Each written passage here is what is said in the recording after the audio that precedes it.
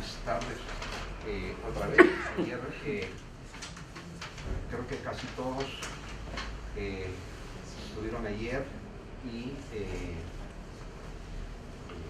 quiero volver a presentar al doctor Jesús Velasco, que va a trabajar ahora más específicamente el tema de los neoconservadores, ¿no? Y este movimiento que él llama como un desplazamiento, un paso al lado, ¿no?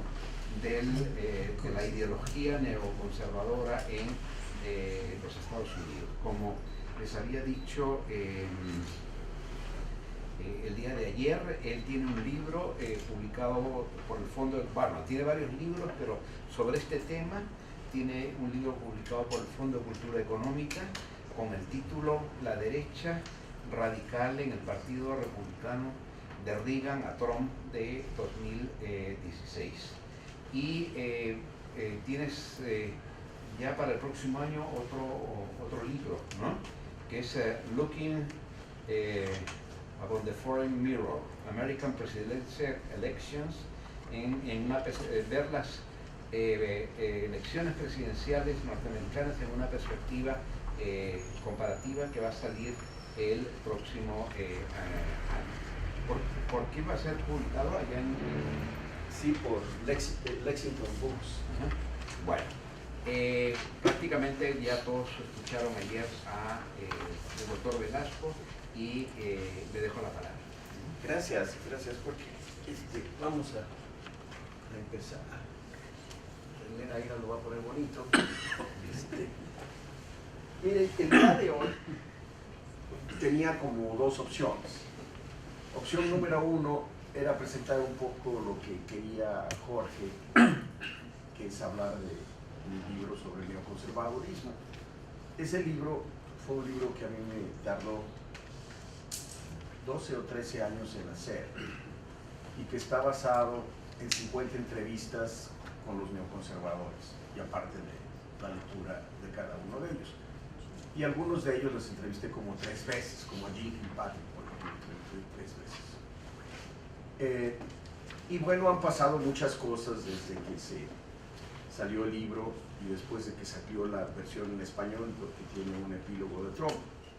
Eso me pareció que era opción 1. La opción 2 me pareció tratar de hablar un poco más de lo que está pasando hoy en Estados Unidos y del movimiento conservador y de derecha radical, que cómo se están moviendo las fuerzas conservadoras en su conjunto. Entonces decidí irme por lo segundo, porque si en algún momento les interesa lo primero, pues es muy fácil, me hacen las preguntas y lo he hecho, o sea, conozco muy bien el tema. En cambio, esto es la primera vez que lo voy a decir y es como mi hipótesis de trabajo de por lo menos un artículo que quiero escribir. Fue el tuyo, fue el mío, porque yo quiero pagar esta cosa.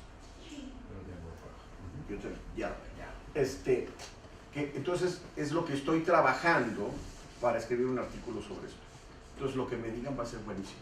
Es la primera vez que lo voy a decir, o sea que a ver cómo sale. Yo primero lo que... Perdóname.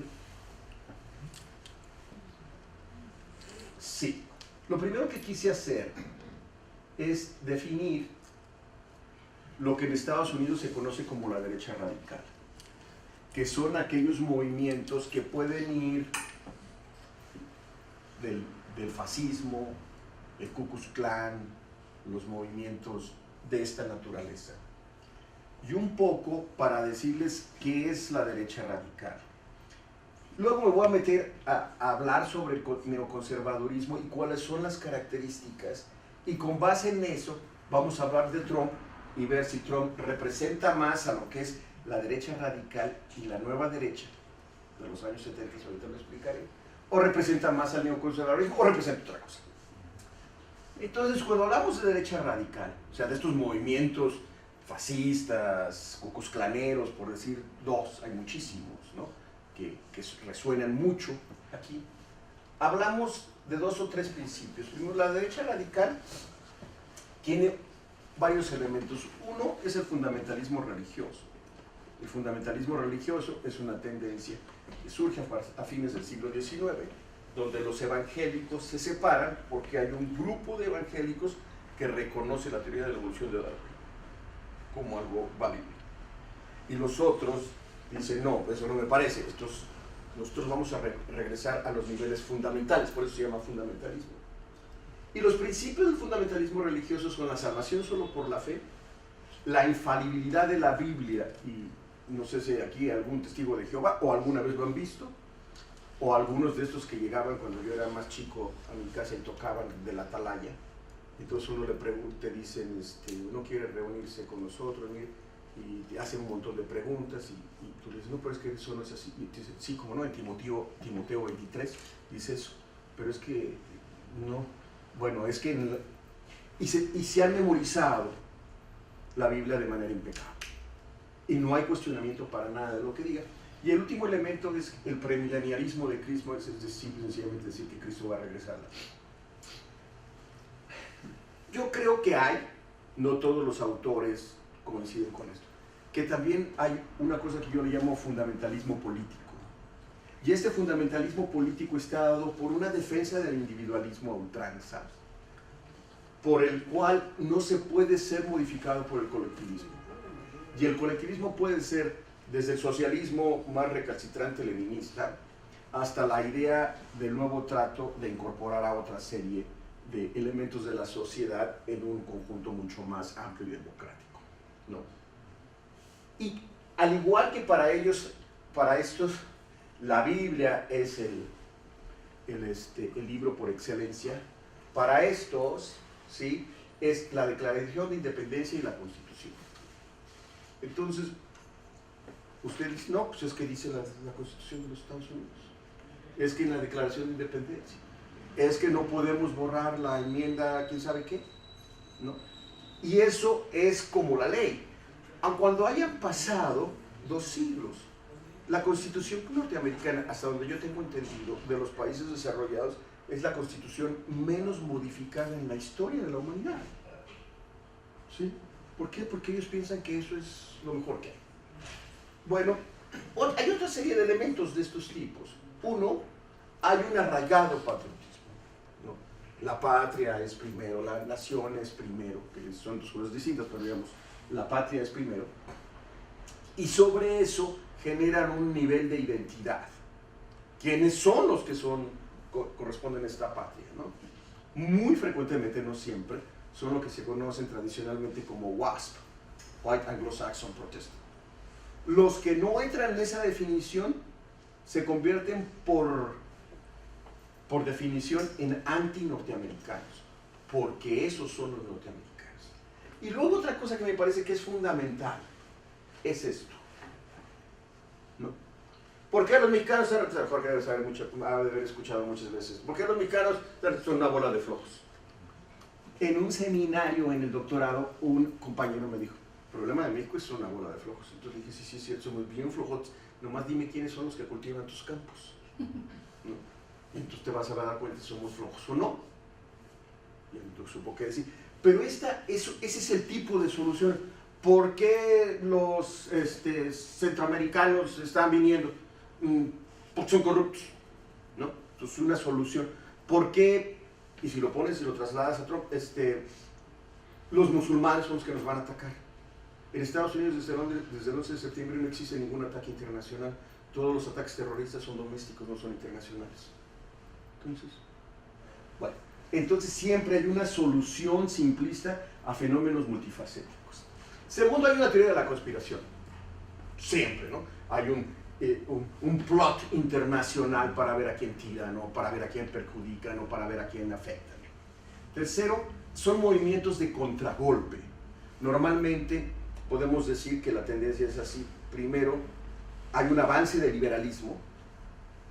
El conservadurismo desea que se mantenga el status quo, y si va a haber una modificación, los conservadores no se oponen a las modificaciones, se oponen a las modificaciones radicales, pero si son paulatinas y graduales, sí las aceptan. Y los movimientos de contragolpe desean regresar a un pasado mítico y glorioso. Entonces, los norteamericanos llaman movimientos de backlash, movimientos que desean regresar a un pasado. Otros son profundamente nostálgicos. La época anterior es casi como los abuelitos. No, no, hombre, mi época era maravillosa. La tuya es una cochinada, ¿no? Entonces son movimientos nostálgicos de la época anterior. Y estos son algunos que hoy encontré de expresión. Esta es buenísima. Los comunistas y los Beatles. El comunismo hipnotiza y luego llegan los Beatles. ¿Sí? O sea, es todo una concepción de la conspiración. Ahora ustedes dirán, no podría haber cualquier cosa. No, pues estas son pósters de la Christian Anti-Communist Crusade, que en los años 50 y principios de los 60 trabajaba en la bahía de donde está Berkeley, ¿cómo se llama? De la bahía de San Francisco, de la bahía de San Francisco, y tenía nada más y nada menos que en ese lugar, solamente en ese lugar, 2,5 millones de adherentes. Entonces ustedes dirán, bueno, ¿y se soplan esto? Pues sí, pero este está buenísimo. Yo no lo conocía, hasta hoy lo encontré, ¿no? Y además hipnotiza a los Beatles, ¿no? El comunismo hipnotiza y luego tienes los Beatles que todavía son peores. ¿Se acuerdan de la película del Exorcista? En la película del Exorcista hay un momento en que llevan las cosas del exorcismo a un especialista en lingüística, y el lingüista dice, esto es simple y sencillamente inglés, pero no se entiende. Dice, claro, dice, porque está hecho al revés. Bueno, en los años 60 y 70 se pensaba que cierta música de los Beatles, si tú la corrías al revés, eran cantos demoníacos. No me creen. Son movimientos a favor de la preservación, otra vez nostálgico, idea de lo viejo, movimientos de contragolpe, y son movimientos monistas, ¿no? Y esta es una definición fundamental de Lipset, que quizás escribió el libro más importante que se ha escrito sobre la derecha radical en los Estados Unidos. Se publicó a fines de los 70, que se llamaba La política irracional. En México yo no sé por qué le pusieron en el Fondo de Cultura Económica la política de la sinrazón. En inglés se llama The Politics of Unreason.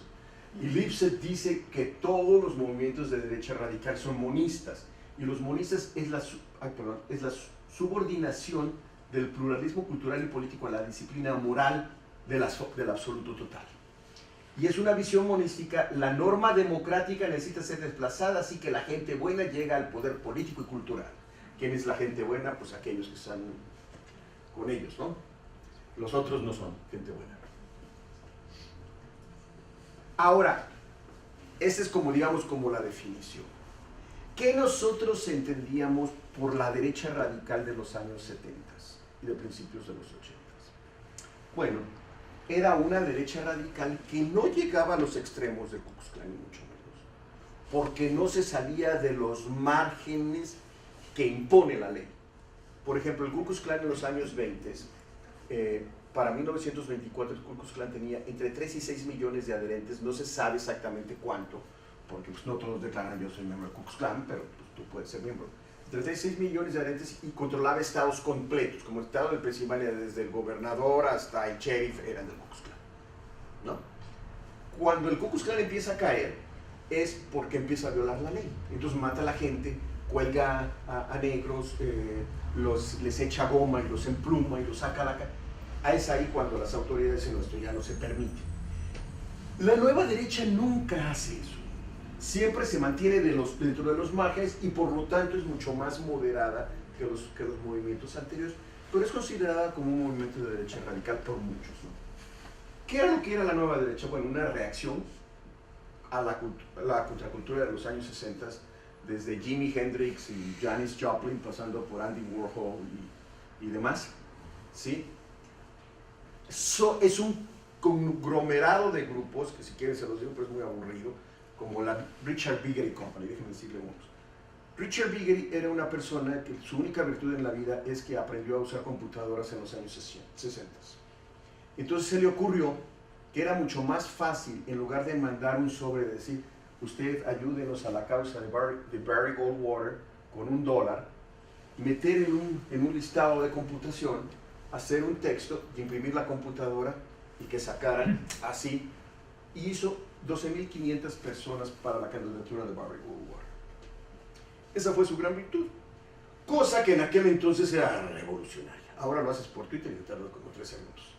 Era revolucionaria y él se convirtió en el promotor de la recolección de fondos a través de correo computarizado, y lo hizo en el Partido Republicano. Ese es uno entre muchos, pero bueno, para no cansarlos, y el fundamentalismo protestante, este que les mencioné hace rato, ¿sí? Es parte de esta serie de grupos de la derecha radical. Por ejemplo, Jerry Falwell funda en 1979 la Moral Majority, y la Moral Majority es un grupo que va a defender esto que vamos a ver en un principio. Llega a tener un montón de impacto, ¿sí?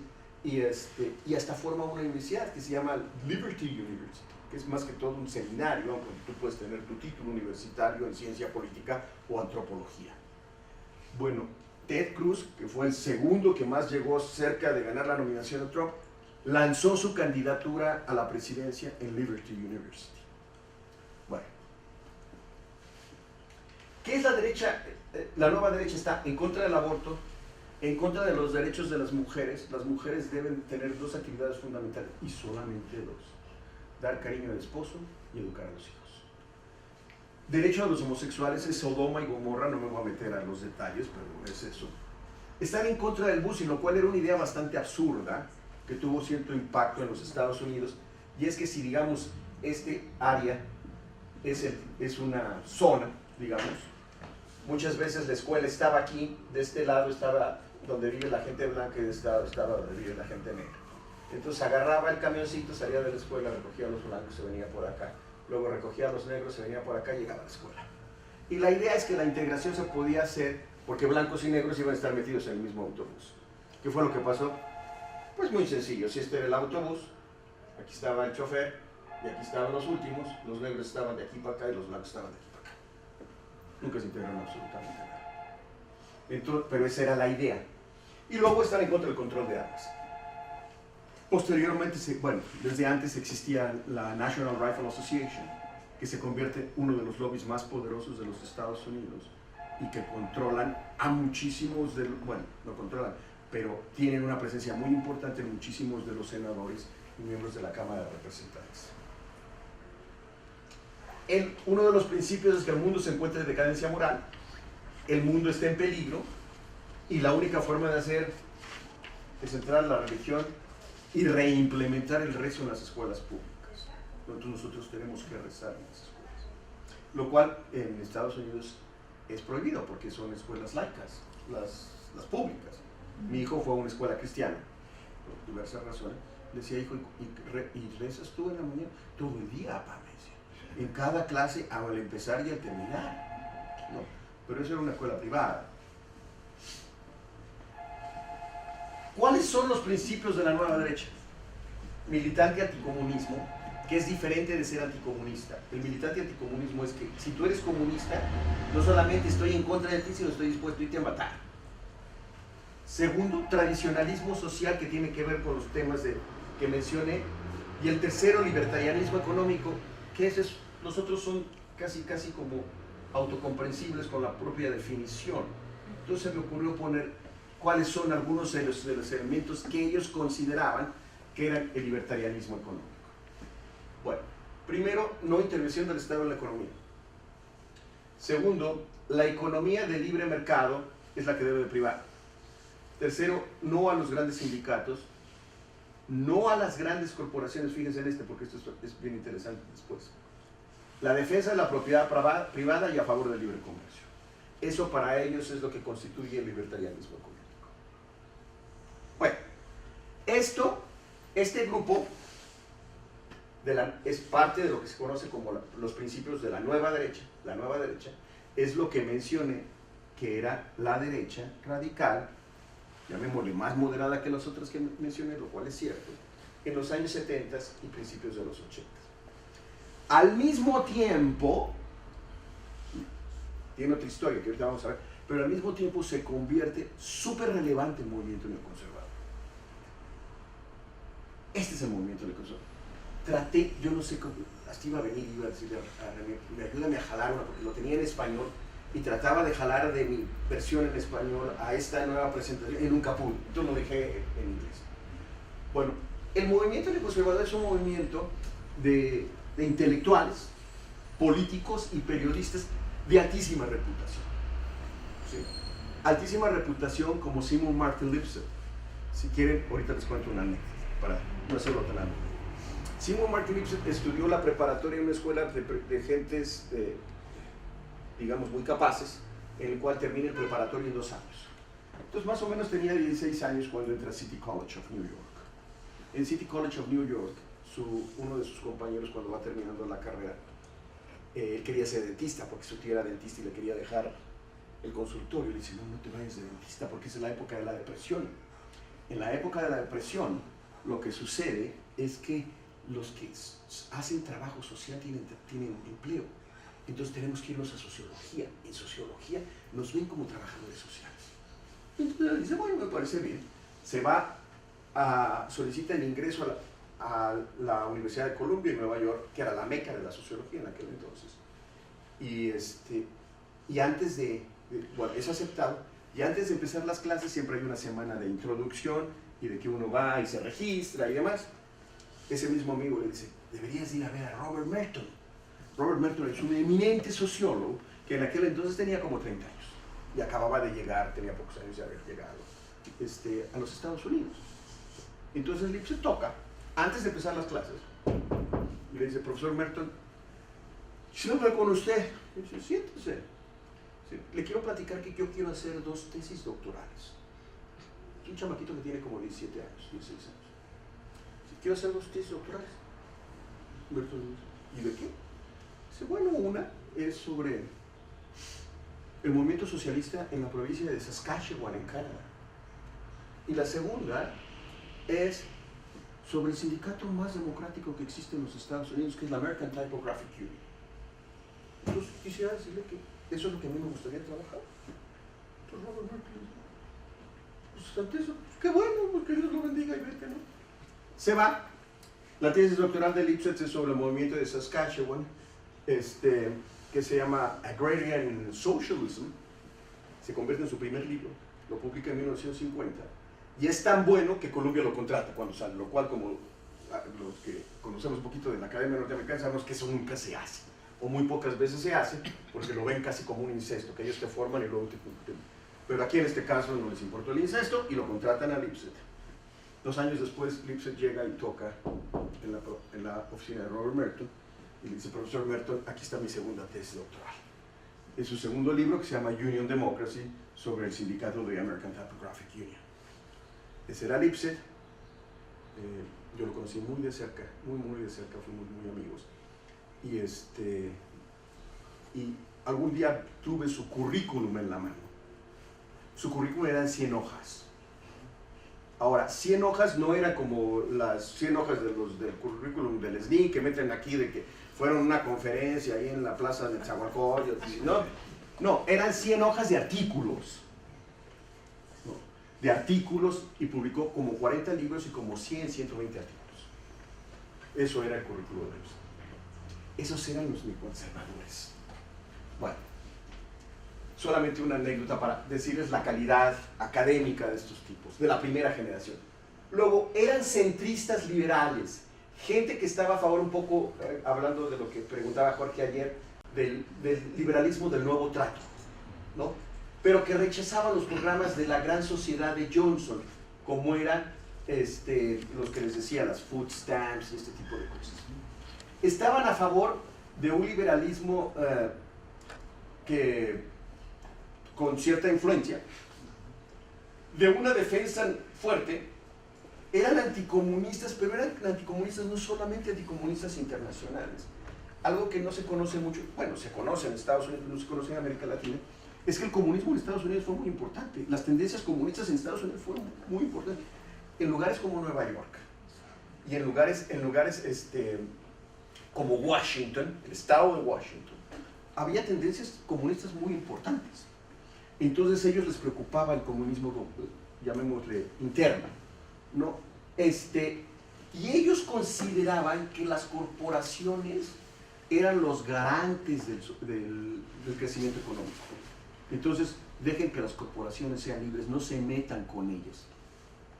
Tienen una historia, bueno, estaban en contra de la affirmative action, que es un poco esto, en contra de esto, las regulaciones estrictas de las corporaciones y lo que llamaban el liberalismo de máxima participación del pobre, ¿no? O sea, de darle todo al pobre para tratarlo de sacar adelante. El esfuerzo es un poco lo que tiene que ayudar, ¿no? La generación de oportunidades, pero nada de que te doy food stamps para que puedas comer. Tienen una historia muy particular. Se inicia en los años 30 cuando esta serie de jóvenes se van a una escuela malísima que se llamaba City College of New York. City College todavía existe, algún día yo la visité por todo mi interés y hice un recorrido ahí. City College of New York era una escuela muy mala, pero tenía una gran virtud y era que los alumnos pasaban muchísimo tiempo en las cafeterías que ellos se les llamaban alcobas. Y cada una de esas cafeterías estaba dada de acuerdo a tendencias políticas. Entonces estaban los stalinistas, estaban los anarquistas y estaban los trotskistas. La cafetería de los trotskistas se llamaba Mexico City, porque Trotsky vivía en México, ¿no? Entonces se llamaba Mexico City. Entonces tú decías, bueno, hizo una cosa Stalin espantosa, salió en el New York Times y llegaba una persona con el New York Times y decía, a ver, grupos de a tres, aquí está el periódico, vamos a hacer 3 periódicos, se leen el artículo que salió en el New York Times y lo discutimos porque tenemos un debate con los estalinistas el miércoles, hoy es lunes. En las cafeterías se hacían 2 cosas, se chismeaba, se comía y se debatía.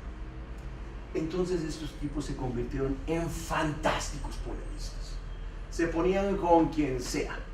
Y quiero luego, al final les cuento una anécdota de mi encuentro con Daniel Bell. Era una maravilla. Lipset decía que Daniel Bell se había memorizado el Capital, que si tú le decías, oye Daniel, ¿dónde está la teoría de la plusvalía de Marx? Bueno, la parte central se encuentra en el tomo 1, en el capítulo 1, en la página 34. Entre 34 y 44, ahí encuentras eso. Y Daniel Bell fue considerado en los años 70 como uno de los 10 principales intelectuales de los Estados Unidos y salía en la televisión y arrasaba en quien fuera. Y todo eso fue por su entrenamiento en City College of New York. En los años 50, en esta época eran socialistas. Lipset era el líder a los 16 años de Young People's Socialist League. Eran socialistas y marxistas y sabían marxismo en serio. No como, perdón, no voy a decir mi universidad, pero no como había algunos en la UNAM que se leían el Capital 1, 2, 3, 4. Tomaban clases de historia, y era el Capital 1, Capital 2, la 3, 4, 5, y luego Marxismo 1, 2, 3, 4, 5, ¿no? Esa era la carrera de historia en la UNAM en alguna época. No, estos tipos dominaban la teoría marxista del derecho y al revés, y los críticos del marxismo también. En los años 50 están desencantados con el socialismo real. ¿Sí? ¿Y qué es lo que hacen? Se convierten en liberales. Y es la época en donde los contratan las universidades. En esa época, otra anécdota es que Daniel Bell publica un libro que se convierte en un libro muy famoso que se llama El fin de las ideologías, The End of Ideology. Entonces, Columbia, donde había estudiado y su maestro había sido Lipset, Columbia le dice, pero él era más grande, Columbia le dice, lo queremos contratar, profesor Bell. Sí, pero no tenemos en su currículum que usted mandó, no tenemos cuál es el tema de su tesis doctoral. Sabemos que estudió aquí, pero no tenemos el tema. ¿De qué fue su tesis? Es que yo nunca escribí una tesis. Dice, pero si usted no tiene tesis, no es doctor. Usted no puede entrar a ser profesor de la Universidad de Columbia. Dice, pues es que yo no. Dice el comité, dice, pues que los fines de las ideologías sean su tesis, ¿qué le parece? Excelente, lo contrataron, honoris causa, y va para adentro a la universidad. Así entró Daniel Bell a la Universidad de Columbia. Claro, era Daniel Bell, ya en aquel entonces Columbia estaba más que feliz de hacer lo que fuera porque entrara ahí. En los años 60, aún Michael Harrington, que era un socialista, empieza a decir que estos son unos nuevos conservadores, porque son unos conservadores que conocen a la perfección la historia intelectual, tanto de la derecha como de la izquierda, y pueden presentar argumentos lo suficientemente sofisticados que los conservadores tradicionales no los han hecho. Si quieren, en esta época En los años 50, sobre todo, la gran mayoría de las personas lo consideran. En 1955 se forma National Review, dirigida por William Buckley, y todas las personas que se dedican al estudio del conservadurismo en Estados Unidos dicen que ese es el nacimiento del movimiento conservador contemporáneo. Para los años 60, Michael Harrington dice, esos son diferentes a Buckley. Estos son mucho más musos. Y para los años 90 viene la segunda generación que vamos a hablar. ¿Cuál es su vínculo entre ellos? Era el socialismo en Washington, Minnesota y Nueva York. Todas las tendencias y participan en un montón de organizaciones como la American Enterprise, que no es fundada por ellos, pero tienen una presencia muy importante. Ellos sí fundan esta que era la Coalición para una Mayoría Demócrata dentro del Partido Demócrata. En 1972 el Partido Demócrata nombra a George McGovern como su candidato a la presidencia, que era una gente muy izquierda. Entonces ellos dicen, no, eso no puede pasar, tenemos que regresar al partido, al centro, a este centro liberal. También participan y forman esto, el Comité para el Free World, el Comité para el Peligro Presente, tienen una presencia importante en este de ellos, y este es el centro de la segunda generación, entre otros. Y luego participan en esta serie de revistas, que es de la segunda generación. ¿Cuál era la ideología de la primera generación? Pues ya les dije un poquito, en favor del liberalismo de New Deal, el rechazo de los programas de seguridad social, a favor de la defensa nacional, en contra de la acción afirmativa de estas cosas de mayores beneficios a un montón de personas, rechazo a la regulación estricta y la promoción de la democracia a través del ejemplo, y eso es fundamental para entenderlo. Los norteamericanos de esta generación consideraban que los Estados Unidos eran tan grandes que los países los podían imitar. Entonces, ¿tú qué hacías?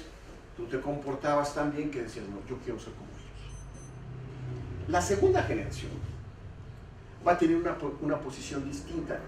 La segunda generación es no solo, pero fundamentalmente los hijos de la primera. Por ejemplo, el director de The Weekly Standard es William Christo, un hombre muy inteligente. Yo lo he visto en 2 conferencias, es brillante. William Christo estudió en Harvard con Harvey C. Mansfield, un teórico político, y él es el director de Commentary de esta revista. Hoy, durante la primera generación, fue Norman Podhoretz y ahora es su hijo John Podhoretz. Entonces, muchos son los hijos de estos tipos que nunca fueron socialistas, nunca fueron liberales, sino que crecieron siendo conservadores desde que eran bebés hasta ahora que ya no son bebés. La segunda generación está a favor de National Defense, igual que la primera, de un ataque preventivo, el cual es rechazado totalmente por la primera, porque va en contra de los principios de la Organización de las Naciones Unidas. ¿Sí? El ataque es solamente contraataque. Si tú me golpeas, yo tengo el derecho de defenderme, por lo tanto tengo el derecho de reatacarte, pero no puedo tener un ataque porque piense que me vas a atacar. ¿No? La noción de ataque preventivo es que yo siento que esta señorita me va a dar una cachetada y se la doy antes de que me la dé a mí.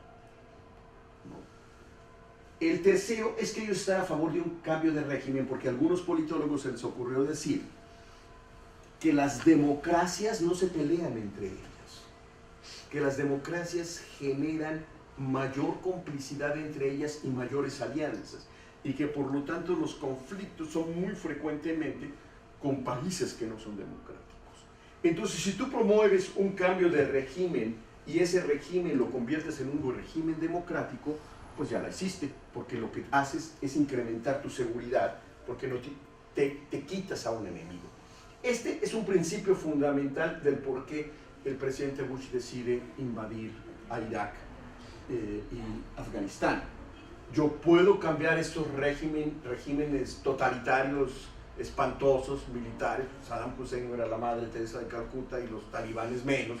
El Mullah Omar en cualquier otro país del mundo hubiera sido un indigente, y no lo digo despectivamente, pero el señor era ciego, no sabía leer ni escribir.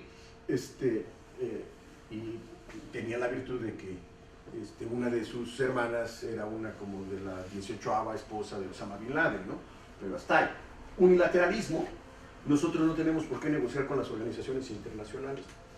Si quieren, después vemos que esta es una época totalmente distinta de la primera. En la primera era la conflagración entre la Unión Soviética y Estados Unidos. En esta época, Estados Unidos es el hegemón. El muro de Berlín ha caído. Y luego, la promoción de la democracia por la fuerza. ¿Qué es lo que pasó? Pues yo me fui aquí a Afganistán y a Irak y te promuevo la democracia, quieras o no quieras, te invado, punto, se acabó. Hay una visión totalmente distinta de esta. Promoción de la democracia a través del ejemplo. Las pugnas entre la primera generación y ya los muy viejos de la segunda generación, cuando llega Bush hijo, al poder, eran grandes. Había desacuerdos entre ellos. Hay artículos escritos, por ejemplo, por Nathan Glazer, un profesor cuando yo estaba en Cambridge, lo entrevisté en el 2007. Tenía como 93 años, 92 años y acababa de publicar su último libro como 6 meses antes. Era una oficinita pequeña en Harvard, llegaba y ahí se cerraba, él a trabajar 4 o 5 horas diarias. Seguía publicando sus libritos, etc. Él me decía, yo no estoy de acuerdo con nada de lo que dicen estos tipos. Pues nada, nosotros no pensábamos en eso. Que ellos se llamen neoconservadores, pues está bien, que se llamen como quieran, pero nosotros no tenemos nada que ver con eso, al menos yo decía.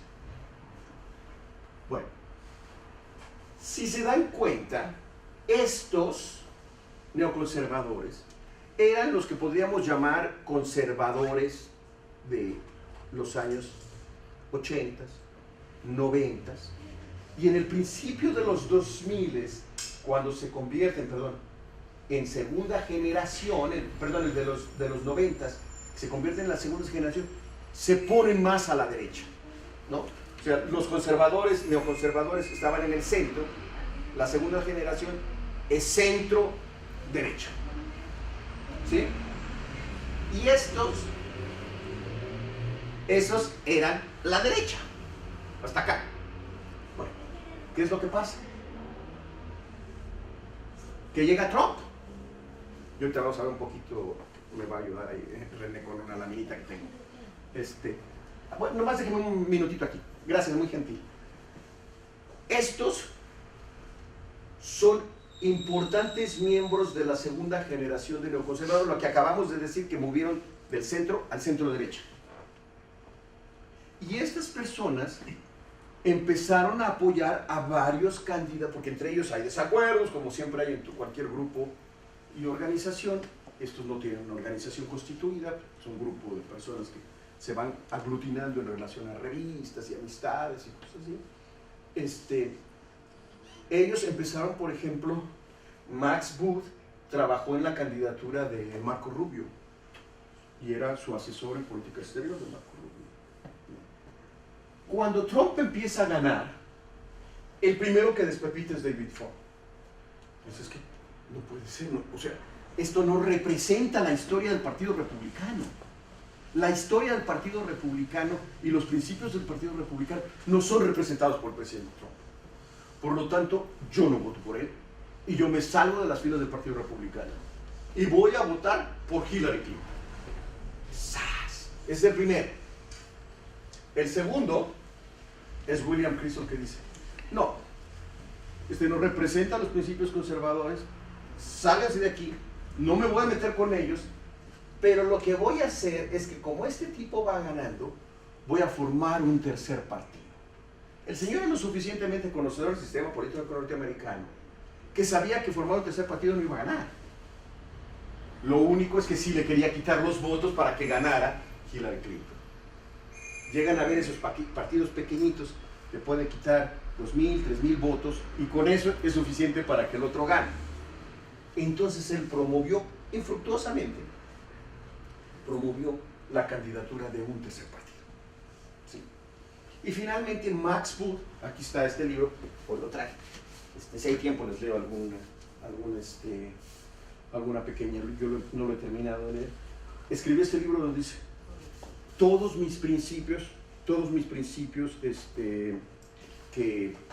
con los que yo me convertí en republicano, nada más déjeme leer esto. Trump ha ofendido mi sensibilidad desde el primer día en que inició su campaña. ¡Pum! Digo, está en la primera página, no me lo abrí porque si no me pongo a leer, es muy aburrido esto. Ha ofendido mi sensibilidad desde el primer día. Entonces él declara: yo no soy republicano más, no soy conservador más de este estilo, sigo siendo conservador tradicional, pero no voy a votar por Hillary Clinton, a partir de este momento soy independiente. Esas son 3 manifestaciones: por Hillary, independiente, y en contra de Trump, forma un tercer partido. Esos eran los conservadores tradicionales. ¿Cuáles son los principios que ahora promueve Trump? Déjeme regresar.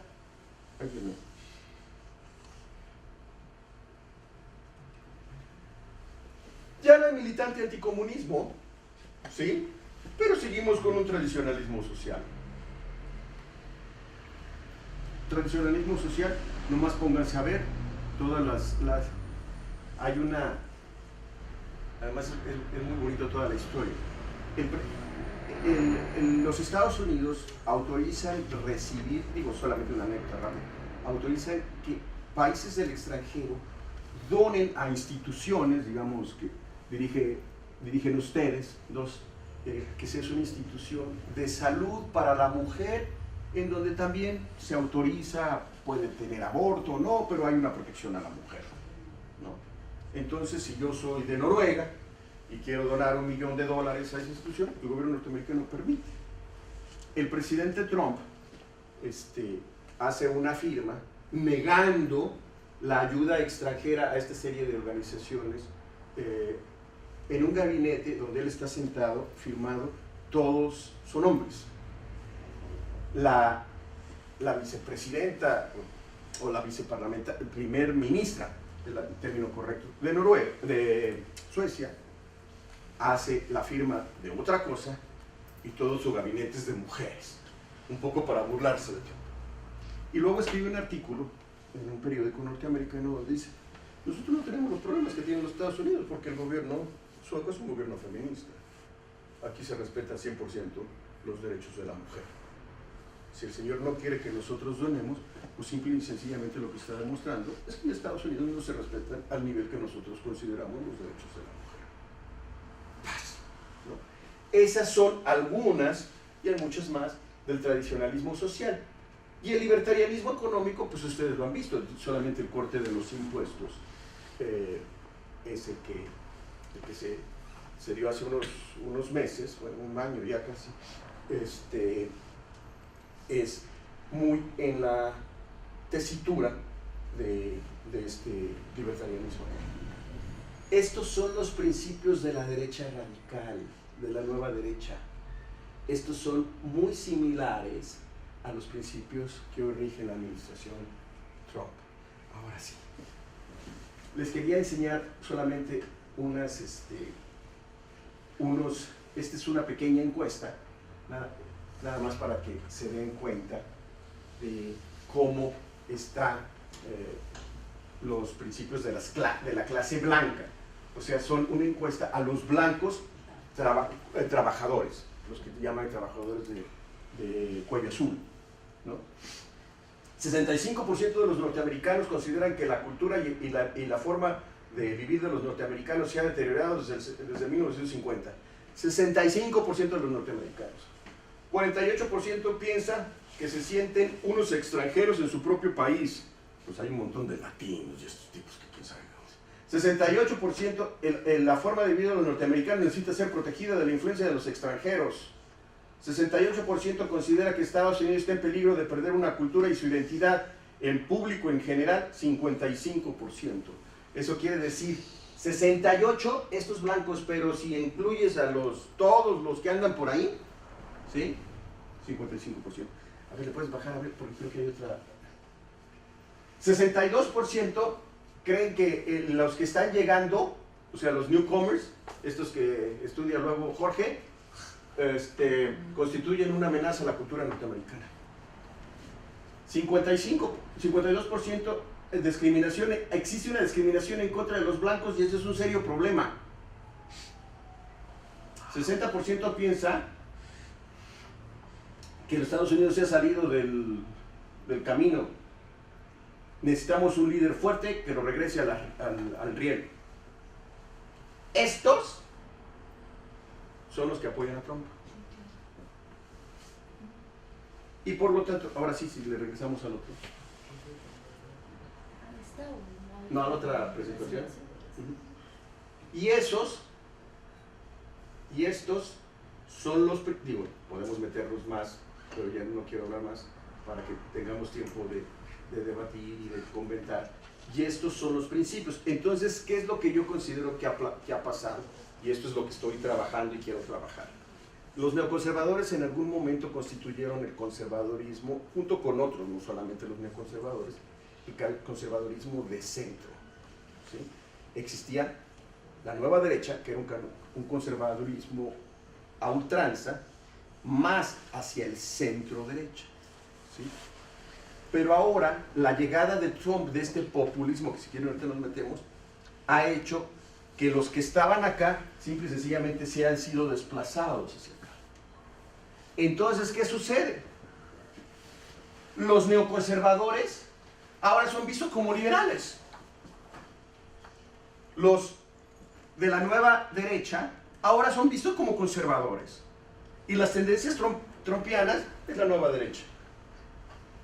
Hay un profundo desplazamiento, pero no porque los neoconservadores hayan cambiado. Ellos siguen manteniendo sus mismos principios. Es porque la política norteamericana ha cambiado de tal manera que han sido desplazados del centro.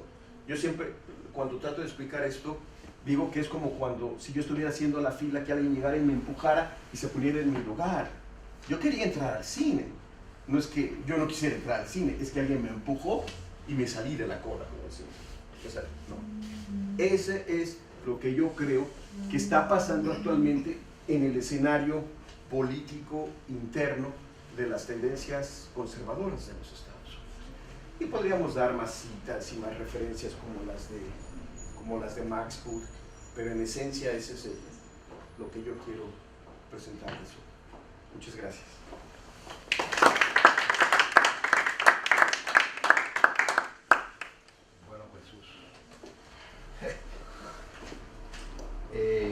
Creo que tenemos muchas preguntas y críticas también, porque si no uno no aprende. Y nuevas maneras de ver, pues un poco lo que, por lo menos yo o los de mi edad hemos vivido en la historia, ¿no? Y yo me preguntaba, por ejemplo, quizás la última posición esta de cambio de régimen, ¿no?, que se dio en República Dominicana, en Chile, el último sería Panamá, ¿no?, con Noriega, donde expresamente entra el ejército y hay una guerra, ¿no?, para quitar a Noriega. Y ¿qué pasaría ahora, por ejemplo, con el caso de Venezuela, donde se discute, porque se ha discutido la posibilidad de invadir Venezuela, pero este cambio de régimen, esta idea del cambio de régimen, ¿ya no está vigente, que sería lo de Norcorea, por ejemplo? Lo que pasa es que si nos metemos a ver, si quieren, hago una pequeña presentación de la posición de Trump.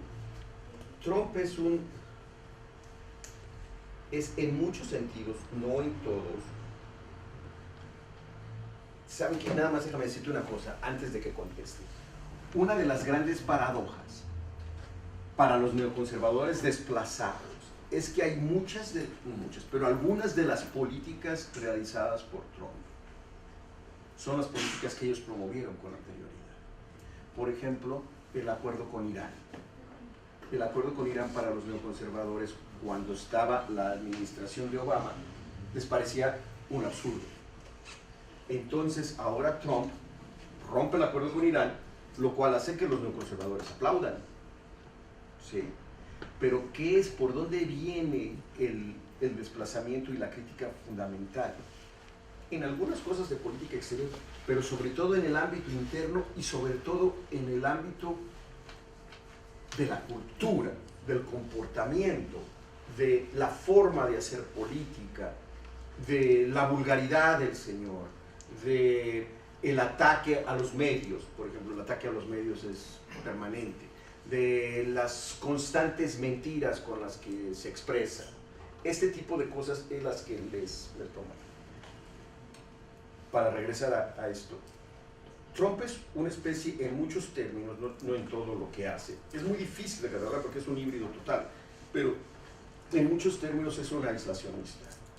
Entonces, lo que él no quiere es meterse en una bronca más, primero. Segundo, a los Estados Unidos, cuando se ponen a intervenir, frecuentemente les va mal. Si no, nada más vean cómo en Irán, en Irak y en Afganistán siguen, como dijeran los argentinos, con un quilombo ahí, pero del tamaño del mundo, ¿no? La guerra de Vietnam la perdieron militarmente. Entonces no siempre son exitosos y ellos temen, y Trump no está necesariamente a favor de eso, de que se requiera embarcarse en una nueva situación tan compleja como la que está sucediendo en Venezuela. Y también se habla de Nicaragua como otra posibilidad. Hasta la fecha no ha hecho nada. Podría llegarlo a hacer porque hay una ventaja que tiene en ese sentido Trump, y es que hay un gran consenso en América Latina sobre el gran deterioro que hay en Venezuela. Entonces ha habido varias declaraciones de diversos países de América Latina. ¿Perdón? Que solo va a caer. Que solo va a caer. No, pero diciendo que esto es inaceptable, que hay violaciones a los derechos humanos, todo este tipo de cosas, ¿no? Entonces es casi como una correlación, como una coincidencia de intereses entre una posible invasión de los Estados Unidos y lo que se dice en América Latina. Que lo vaya a hacer, a mí me parece que es como la penúltima prioridad que tiene la administración Trump en este momento. Tiene, como dicen los norteamericanos, pescados más grandes que freír, ¿no? No creo que ahorita vaya a ser como su prioridad número uno. Y perdón nada más porque una pregunta más o un comentario más. ¿Dónde sitúas a Huntington? Porque creo que Huntington era un neoconservador de la... ¿Puedes poner a ver si sale, la otra? Es que esa, como saben en inglés, yo no la quise traer, nada más que ese cuadrito. Si la bajas, por la número, vas para arriba a ver si sale. Más. Hacia arriba, 13 y todas esas. No. Otra. A ver si sale. Sí. Vete hasta la primera y luego bajamos. Ay, no, abajo. La otra que sigue. Esa. Esto es lo que yo en algún momento dije, ¿cuáles son el centro y la periferia del neoconservadurismo de la primera generación? Estos son como los que tradicionalmente tú identificabas con los neoconservadores de la primera generación. Y estos son los que tradicionalmente tú considerabas miembros de este movimiento, pero que no necesariamente consideraban los más activos. Samuel Huntington aparece aquí. Huntington era un neoconservador, tenía grandes relaciones personales con muchos de estos, porque además Lipset fue profesor de Harvard en algún momento, Nathan Glazer era profesor de Harvard, Daniel Bell era profesor de Harvard, antes de retirarse, ¿no? Entonces él tenía mucha relación con estos. Y Huntington era una persona que le encantaba ser un polemista. Y gran parte de las cosas que él escribió estaban creadas y publicadas con el fin de generar polémica.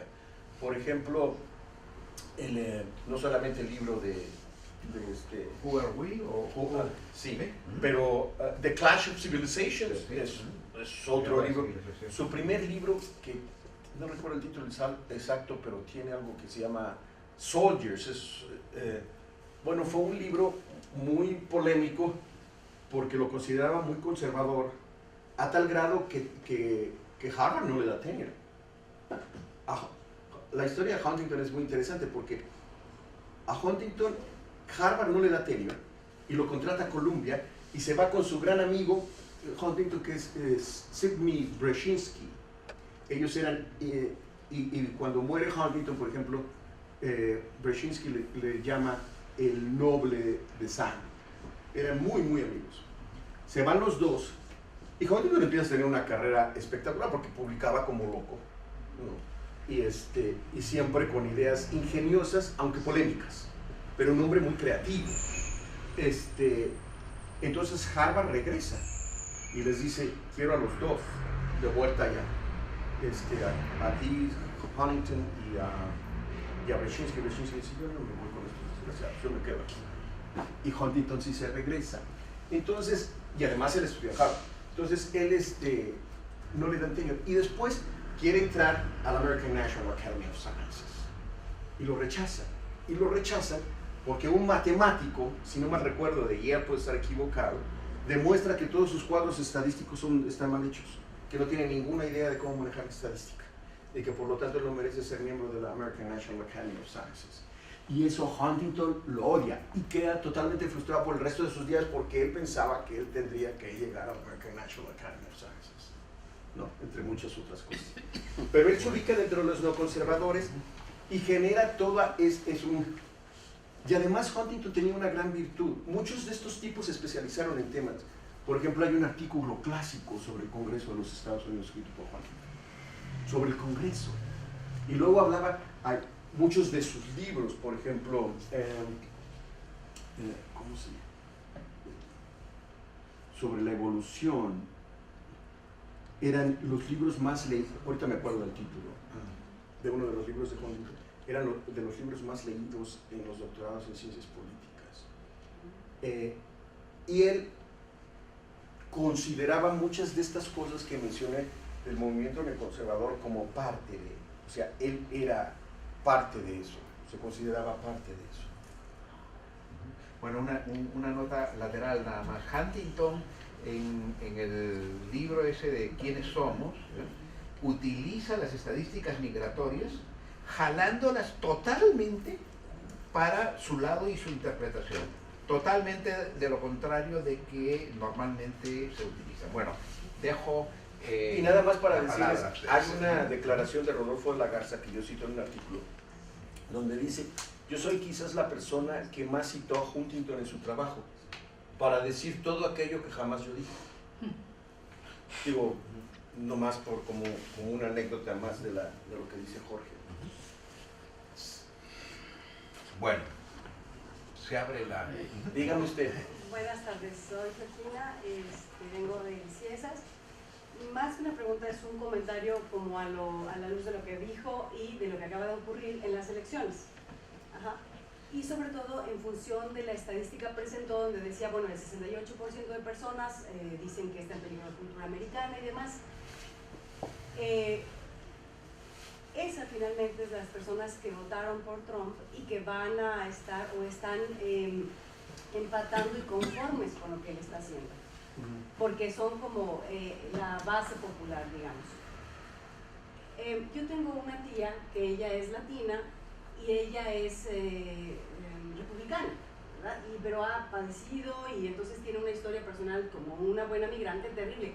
Ella es de una religión protestante de los Estados Unidos muy fuerte y ahí venera mucho a Trump, estuvieron siempre del lado de Bush. Entonces, esta pregunta por decir, finalmente hay una base popular importante en Estados Unidos que está convencida de estas ideologías, de estos valores que usted está planteando como de los entes líderes, ¿verdad? De las personas que tienen una dinámica y una exposición pública estratégica, pero que la base popular, a veces incluso migrante e incluso desfavorecida, está también en ese 55% en la última parte.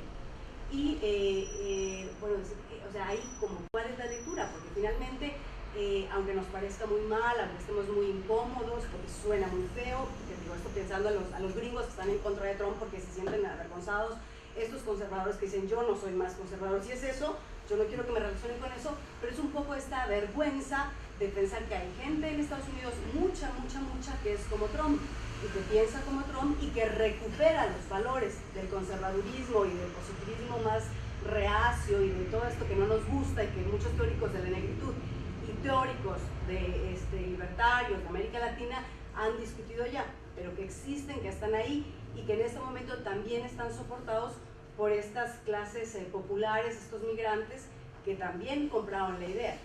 Entonces, bueno, es un poco reacción pues a lo que usted comentó. Lo que usted dice tiene razón, digamos, esto es un poco como el debate a nivel de pensamiento, ¿no? El debate a nivel de las ideas, que tiene un impacto fundamental, porque en muchas ocasiones ese es el debate que puede llegar a tener algún tipo de influencia en las mentes de ciertas personas que toman decisiones. Norman Podhoretz, uno de los líderes de la primera generación, cuando yo le entrevisté, me dijo: no tengo ningún interés en influir en la población de los Estados Unidos, a mí para qué me interesa. Mi revista es una revista elítica, a mí lo que me interesa es influir en las mentes de los políticos, de los funcionarios y de los académicos norteamericanos. ¿Yo para qué quiero influir en las masas? No importa. Esos son los que van a tomar decisiones y esos son los que les corresponde con mis principios influir a las masas, pero yo no tengo por qué dedicarme a ellos. En Estados Unidos, ayer lo comenté, hay más o menos un 40% de la población que en esto que estoy escribiendo, yo digo que Trump ha llegado, hay varias palabras que van identificándolo. Una de esas palabras se llama idolatría. O sea, Trump ya pasó de ser un líder a ser casi como una persona que yo idolatro. Lo cual ha pasado con muchos líderes a lo largo de la historia, muchos líderes de todas las tendencias políticas. Trump puede decir lo que quiera y ese 40% de la población se lo cree fielmente. La caravana fue una movilización espantosa para tratar de generar miedo en la población y votaran a favor de los republicanos y en contra de los demócratas. Podrá ser cierto, podrá ser falso, que van un montón de criminales. Ese no es tema de discusión ahorita. ¿Sí? Lo que es cierto es que si Trump lo dice, Trump se lo cree. ¿Por qué?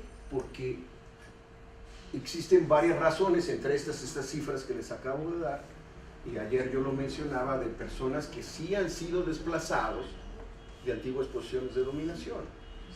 O sea, esas personas no es una creación ficticia, existen, piensan así. Si quieren les platico otra anécdota, me gustan las anécdotas porque dicen mucho. Una vez estaba en el súper, me puse a platicar con la señora, pues como se dan cuenta soy bastante chismoso, me puse a platicar con la señora que cómo está. ¿Y usted qué hace? Yo soy profesor, colota en eso. Me dice, ¿de qué da clase? Me dije, no, pues de política exterior de Estados Unidos, del gobierno norteamericano, relaciones con Estados Unidos. Dice, ¿y usted es de los que va a favor de todo? Me dije, no señora, pues por favor, no me insulte. Dice, entonces usted es de los que se dedica a adoctrinar a los muchachos. No le da vergüenza hacer eso. O sea, usted no tiene ningún valor moral. Además, usted es un extranjero. ¿Cómo se atreve usted a decir eso? Y dije, bueno, en mi universidad yo puedo decir lo que se me pegue la gana. ¿Sí? Y a usted también le puedo decir que si quiere entramos a un debate. Y a lo mejor lo gana usted o a lo mejor lo gano yo. Pero usted no me va a decir nada más que yo soy una persona que va a indoctrinar a mis alumnos sin saber tan solo una palabra de lo que yo les enseño.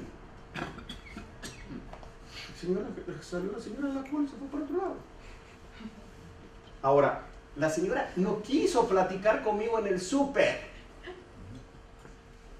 Imagínate si tú crees, ¿no has visto lo? Mira, si yo, no sé, tú estás casada, tienes novio o lo que sea, si tu esposo te miente el 70% de las veces, ¿es usted el esposo? Es un poco menos. No, es que hizo la cara así, entonces yo dije, es el esposo. Si este señor te miente el 70% de las veces, yo te puedo garantizar que no pasa una semana sin que esté fuera de la casa. Si este señor... ¿Cómo si lo descubro? El 70% es muy fácil. 2 o 3 no, pero 70% sí. Si tú eres una mujer, si yo le digo el 2% de lo que dice en el video de Hollywood a mis alumnas, el 2%, no lo que dijo Trump, el 2%. Al otro día estoy despedido a patadas de la universidad. Y con mucha razón, además. Digo, no puedo llegar yo a insultar a las chicas. Eso no pasa nada. Una compañera mía es trumpiana. Y entonces me dijo, yo voté por Trump, porque me parece que Hillary era un fracaso.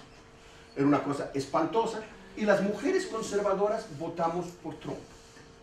Le dije, ¿sabes qué?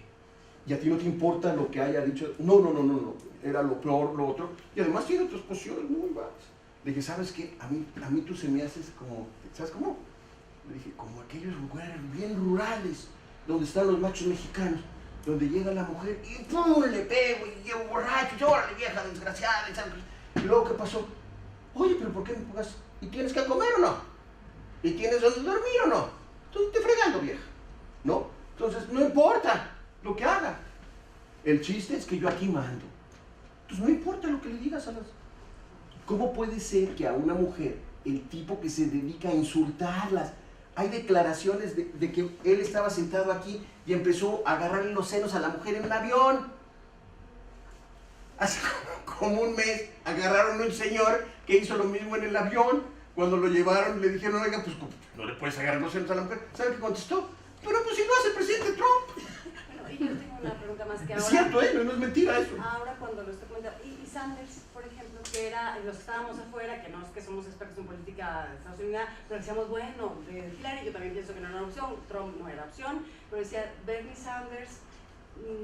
Pues Bernie Sanders tuvo mucho impacto sobre todo en la población joven, en una población universitaria que está insertándose y demás, pero Hillary Clinton tenía todo el aparato del Partido Demócrata, proviene, o sea, además puede gustarte o no, yo creo que es una mujer muy poco carismática, pero independientemente de eso, la señora yo creo que es una de las políticas que con mayor experiencia ha logrado competir por la Casa Blanca. En primera, la señora no es ninguna, es una persona preparada.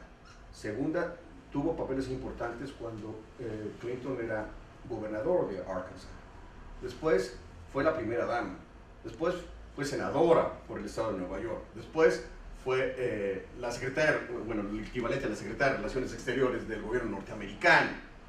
O sea, no como Trump. Trump jamás tuvo un cargo de elección popular. Ni tan solo de cuates, ¿no?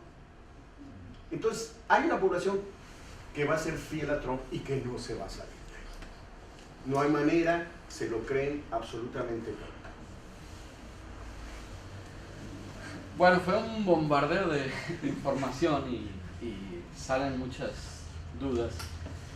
Y me llaman la atención varias cosas. Una, comentaba de que la Constitución de los Estados Unidos es de las menos modificadas, digamos, de las democracias importantes en el mundo.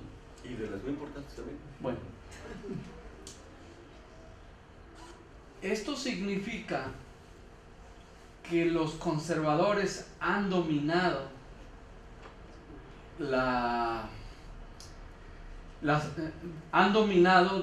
digamos, el espectro político mucho más que los liberales, en el sentido de que mantener la Constitución es la parte firme para los conservadores.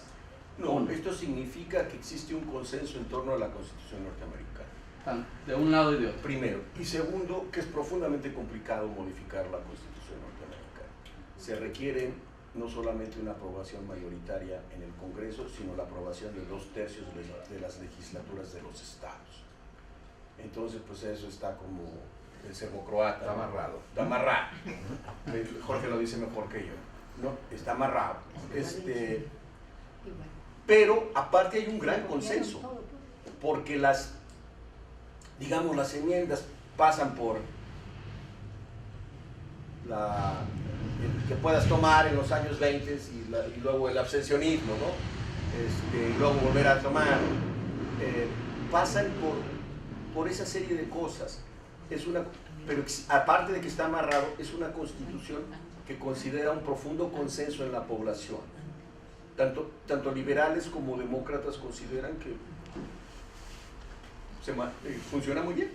Pero es como muy sintética, ¿no? Sí, es chiquitita. No es un rollo como No. el que tenemos nosotros. No, yo siempre decía a mis alumnos que 2 días de las modificaciones del Congreso mexicano, 2 días de trabajo, es 50 veces más lo que ha hecho Estados Unidos en toda su historia, ¿no? O sea, si tú ves cuántas veces ha reformado la Constitución mexicana, santo niño de Atocha, pues es como 150,000 veces, ¿no? Con 2 días que ya es eso, ¿no? Yo creo que hay un profundo consenso, y aparte de lo que dice Jorge, está amarrado la cosa, ¿no? Entonces es muy difícil modificarla, y además con una serie de principios muy válidos, ¿no? Por ejemplo, los principios de derecho a la libertad de expresión, de derecho a la libertad de asociación, de derecho a la libertad religiosa, son principios, yo llamaría universales, ¿no? De todos los regímenes democráticos. Es una Pero la declaración enmienda de principios, poseer- básicamente. Exacto. En muchos sentidos sí. Pero la enmienda de poseer armas, pese a tantos conflictos que les ha ocasionado y muertes, la sostiene.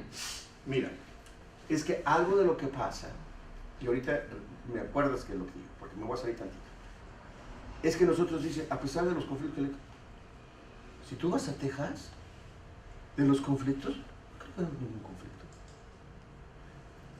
Yo les pregunto a mis alumnos, les digo, ¿cuántos de ustedes tienen armas? Todos. Por lo menos como el 60% de la población. Mi hijo, cuando iba en esta escuela cristiana, en la preparatoria, un día llegó y me dice, ¡pa! Le digo, ¿qué, hijo? Pues vienes asustado, ¿qué te pasó? Pa, ¿qué crees que le regalaron a un niño que tiene 14? Le dije, ¿qué, hijo? Pues un rifle, es un regalo de hoy, de su cumpleaños. Si tú te vas a Wyoming, ¿sí?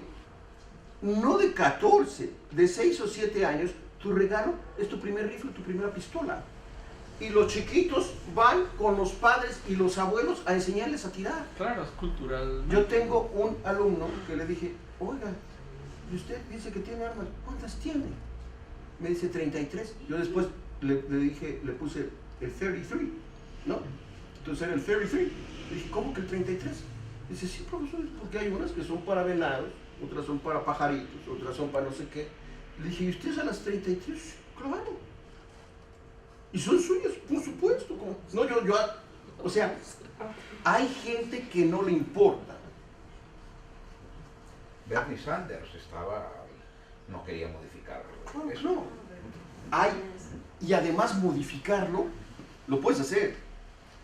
Ahora sí que, como decían en mi tierra, échate ese trompo al uña, ¿me entiendes? Porque a ver cómo te toca. Políticamente hablando no es muy sagaz. ¿En dónde se movió Obama? Yo creo que Obama cuando lloró, cuando mataron a los chiquitos, ¿no? Que se metieron en esta escuela primaria, que se les salieron, era totalmente sincero, que dijo, lo que nosotros tenemos que tener es mayores controles. ¿Sabes cómo se hace el control de armas en Finlandia? Tú llegas y dices, la señorita, vengo por una pistola. Finlandia se casa muchísimo, todo el mundo tiene armas. Y le digo, sí, le voy a hacer un chequeo de su bagaje. Me da. En 15 días le digo, sí, ya puede venir por su pistola. Venga por su pistola. En Estados Unidos pasa exactamente lo mismo, nomás que tú ya no tienes que volver a regresar. Si la pistola terminó allá en el señor que está allá afuera y es narco satánico, ni modo. Ella tiene que regresar cada 6 meses a volver a registrar su licencia. Cada 6 meses, 2 veces al año, en Finlandia. En Estados Unidos te la dan y que Dios te bendiga después. Eso, lo que Obama quería, un poquito más de controles.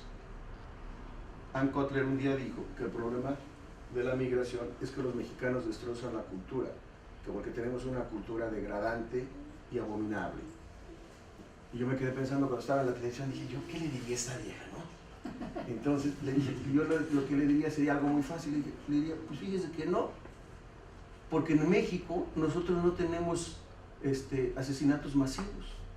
Que yo recuerdo nomás una vez se metieron en una escuela, pero que lleguen a las escuelas y maten a los chiquitos o maten a los grandes o se metan a donde están los militares para asesinarlos como pasa en los Estados Unidos, yo no recuerdo más que un hecho. A lo mejor estoy equivocado y hay más, pero yo no recuerdo ninguno. No existe que yo sepa un país con mayor niveles de asesinatos masivos por lo menos en los últimos 10 años, que Estados Unidos. No, es el único. Digo, no identifico otro. Suceden cada mes. Este mes de Octubre, noviembre. fines de noviembre, principios sucedieron 2, casi uno a cada semana. Sí, en Los Ángeles. ¿Y la sinagoga? No. Y el que se subió en un hotel y estaba en un concierto allá en Las Vegas y mató creo 70 personas. Y no se los diga porque no se lo van a quitar. Políticamente es absurdo. Puedes llegar a tener los mexicanos. Una de las demandas fundamentales del presidente Calderón fue el control de armas. Esa demanda viene desde la época de la Revolución Mexicana. Uno de los principales motivos del reconocimiento de la revolución que quería Obregón era para que los anti-obregonistas no compraran armas en los Estados Unidos para atacarlos ahí. O sea, desde allá viene la demanda de que no les vendan armas a los mexicanos. El presidente Calderón fue y puso en El Paso, en Ciudad Juárez, perdón, un espectacular con todas las armas confiscadas que vienen al narcotráfico. 95% de las armas confiscadas al narcotráfico han sido compradas en los Estados Unidos, 95%. Entonces, con esas armas hizo un espectacular y lo hizo ver hacia los Estados Unidos. Es una demanda permanente del gobierno mexicano. La van a perder. Forever and ever. La van a perder. Sí. Sí, la otra era, no sé qué tan experto es en la parte de los conservadores en México, pero es muy experto en la parte de Estados Unidos. ¿Qué similitudes encuentra en el caso, no sé, de los panistas u otros? Esa es una excelente pregunta y la verdad, yo no soy experto en nada de los conservadores mexicanos. Lo que sí sé, muy poquito, por ciertas anécdotas y conversaciones, es que durante mucho tiempo, aún antes de la apertura democrática mexicana, muchas de las demandas de los panistas fueron hechas y asociadas en Estados Unidos. Por ejemplo, cuando empezaron a ganar, ¿qué fue? Baja California, ¿no? Si no mal recuerdo. Chihuahua fue Sí. primero.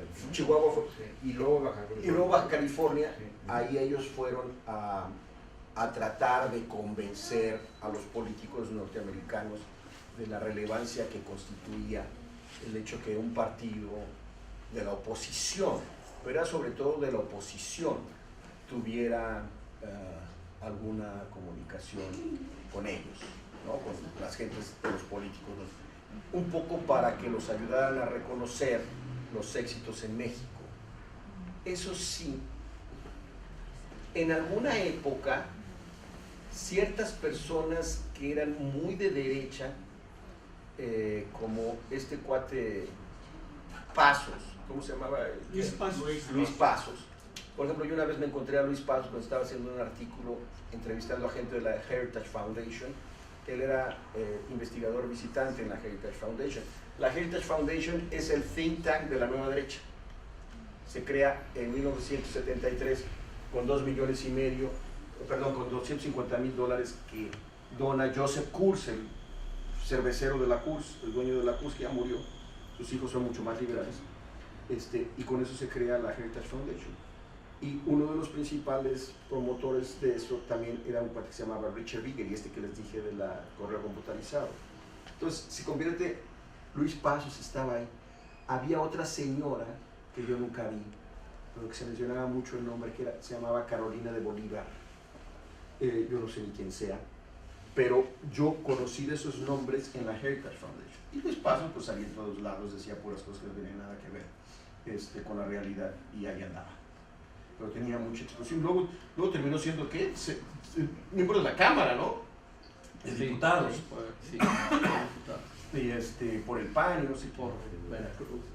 no sé, algo que siempre he querido hacer, que nunca he podido hacer, es que hubo una gran amistad y correspondencia entre Octavio Paz y Daniel Bell. Eran muy amigos, y la viuda, que Jan conoce muy bien, Jorge conoce a Jan, la viuda, yo le pedí a Jan que intercediera con la viuda, Dijo, no hay manera, ella no deja ver nada, porque hay todo un archivo de la correspondencia de Octavio Paz con Daniel Bell, y eso me encantaría que sea un articulito de su relación. Ahora, Paz era más conservador que Bell, creo yo, pero una mente brillante. O sea, es que en México muchas veces pensamos que los conservadores son tontos y los liberales son inteligentes. No, hay conservadores que son brillantes. Brillantes. Sí, panista que compitió contra ¿quién? Cuauhtémoc Cárdenas. Castillo Peraza. Ah, Castillo Peraza. Castillo Peraza es un hombre Pero yo inteligentísimo. creo que ya es el último pensador Sí. conservador. Sí. Pero hay el paralelo como de los evangélicos, bueno, también ahora tenemos algo de evangélicos Y en el católicos, gobierno, ¿no? Pero católicos de derecha en el PAN Sí. y todos estos grupos que surgen en Jalisco y como el pensamiento religioso, ¿no? En los dos lados que tiene una influencia. Bueno, y en en lo la conservador, y en el caso, esto lo debes saber tú mejor que yo, Jorge, pero en el caso de la protección de los migrantes, ha habido unas profundas alianzas entre los católicos mexicanos y los protestantes norteamericanos, y también los católicos norteamericanos con los católicos mexicanos y con los protestantes norteamericanos. O sea, ha habido un papel importante de las iglesias. De las iglesias, sí. ¿Verdad? Sí. De las iglesias. Que los nuevos conversos son migrantes. Y luego, digo, hay muchos casos, pero ahora sí que el burro hablando de orejas, ¿no? Pero hay muchos casos, por ejemplo, donde las iglesias católicas de los Estados Unidos han dado asilo para que no haya deportación de indocumentados. Sí. Ustedes lo saben mejor que yo. Entonces, también no es tan claro que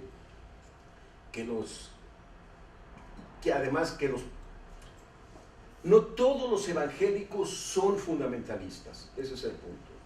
Y los fundamentalistas son los más conservadores, pero en todas las religiones siempre hay una extrema derecha. Si no, pónganse a ver la Inquisición. El Ku Klux Klan era cristiano, es cristiano. Son los principios de la Biblia los que rigen al Ku Klux Klan. Y los judíos estos de las trencitas también son muy conservadores, ¿no? Y los musulmanes ultraconservadores igual. O sea, mira, hay un documental maravilloso que se llama Los Guerreros de Dios, que hizo Cristiana Amanpour. Lo puedes encontrar ahí en YouTube. Y ella lo que hizo es que se fue con los cristianos, con los judíos y con los musulmanes, pero los más de derecha, y los entrevistó. Se llama God's Warriors. Y los entrevistó para tratar de entender cuál es el fanatismo de estas personas. Y es revelador, porque en muchos sentidos la coincidencia es total. Son idénticos. Sí, en muchos sentidos, digo, no en todo, porque obviamente son distintos principios religiosos, pero sí hay. Sí, dígame usted. Bueno, como decía el compañero, nos surge una avalancha de ideas de lo que usted ha comentado. Yo estaba tratando de darle algún antecedente histórico de estas mutaciones de las posturas ideológicas en la política norteamericana. Entonces, recuerdo, por ejemplo, que fue presidente de los Estados Unidos como candidato republicano Abraham Lincoln, que era progresista, con pensamiento religioso, que incluso como senador se opuso, como senador estadounidense, se opuso a la invasión de México. Pero me parece que en estos desplazamientos hay un elemento común, que es el pragmatismo. El pragmatismo, que es el acomodo a situaciones de poder en los diferentes niveles de las sociedades, de sus grupos y de sus grupos representativos. A mí me parece que la sociedad norteamericana antes de Lincoln estuvo dominada o estuvo enfocado hacia políticos que permitieran o posibilitaran la anexión territorial y la expansión estadounidense. Entonces ahí en ese momento eran políticos sureños los que tenían preeminencia en la Casa Blanca, los ocupantes en buena medida, o sus principales colaboradores. Pero ahí Lincoln tiene los elementos, algunos de los elementos que usted caracterizaba al pensamiento conservador tradicional, por decirlo de alguna manera, en alguna medida. Pero llega el pragmatismo y predomina en las instancias de los factores reales de poder y de las propias sociedades en su conjunto. Y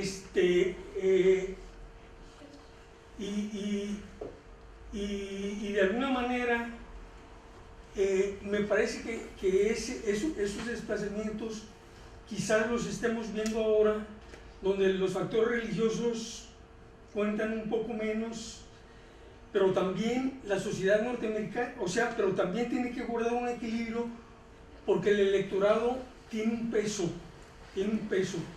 Entonces, si hay guerras, usted hablaba del aislacionismo de Trump.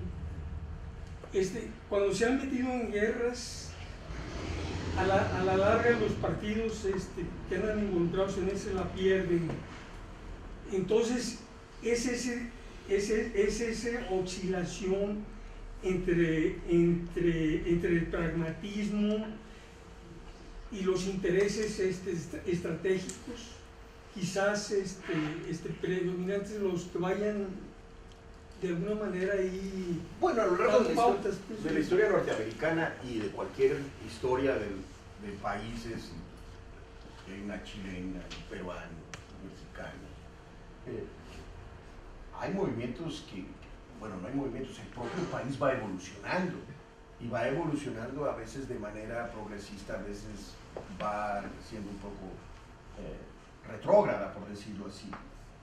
El Partido Republicano de Lincoln era el partido más progresista de aquel entonces.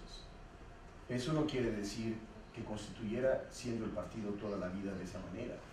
El partido de Roosevelt de los años 30 era el partido más progresista, mucho más progresista que el Partido Republicano, que en los años 20 se había convertido en un partido conservador. Esto forma parte de la evolución propia de los partidos. ¿Por qué se dice que Trump es aislacionista? En Estados Unidos, a fines de la Segunda Guerra Mundial, Estados Unidos se encarga de crear lo que se conoce como el orden liberal internacional. Y para eso, y no porque era la Madre Teresa de Calcuta, sino porque corresponde a sus intereses, crea una serie de organizaciones básicas, que no es el único que las crea, pero juega un papel fundamental. Primero, la Organización de las Naciones Unidas. Segundo, el Fondo Monetario Internacional, el Banco Mundial, la OTAN, la Comisión de Derechos Humanos. Eleanor Roosevelt, la esposa de Roosevelt, juega un papel fundamental en eso. Todo esto, la NATO, constituye lo que se conoce como el orden internacional, liberal internacional, que privó y del cual se benefició Estados Unidos hasta que el presidente Trump le quiere hacer el harakiri.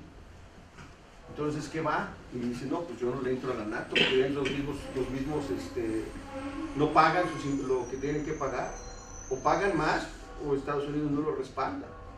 Y Estados Unidos, bueno, es el país que más gasta en presupuesto militar de todo el mundo, y el segundo, es que si no mal recuerdo, es China, gasta como 45% menos que los Estados Unidos. Entonces los niveles de consumo militar de los Estados Unidos son increíbles. Que no contribuye a los Estados Unidos, sino tener el principal país ahí, pues es una cosa difícil. Yo voy a las Naciones Unidas por necesidad, pero no me interesa para nada. Esa es una prebenda permanente de los conservadores de la primera y de la segunda generación, que no la mencioné. Porque los conservadores de la primera generación decían que para qué van a las Naciones Unidas y lo único que hacen los países chiquitos y grandes, importantes y no importantes, es pegarle a los Estados Unidos. ¿Para qué voy a que me cacheteen? Mejor no. Trump se dedica a tratar de salirse de todos aquellos arreglos internacionales que forman parte de este orden liberal internacional. Y si no, póngase a ver con la NATO, el Acuerdo de París, el Acuerdo de Irak, El acuerdo de migración. el Acuerdo de Migración, ¿no? ¿Verdad? Sí, sale. Entonces, él, ¿qué es lo que está tratando? El Tratado de Libre Comercio, 6 meses antes de que Trump empezara a hablar, el presidente, o menos de ese, el presidente Obama se reúne con Peña Nieto y con Trudeau y dicen que Peña Nieto declara y Obama lo respalda, que es el mejor acuerdo creado en la historia de la humanidad, casi. El Acuerdo de Libre Comercio, el TLC. Y ahora ya lo reformularon. ¿Por qué? Pues porque presionó. Si hubiera llegado otro presidente, el que sea, Hillary Clinton, ni lo hubieran tocado. Por ahí hacen alguna reforma, como las hacían de manera permanente, ¿no?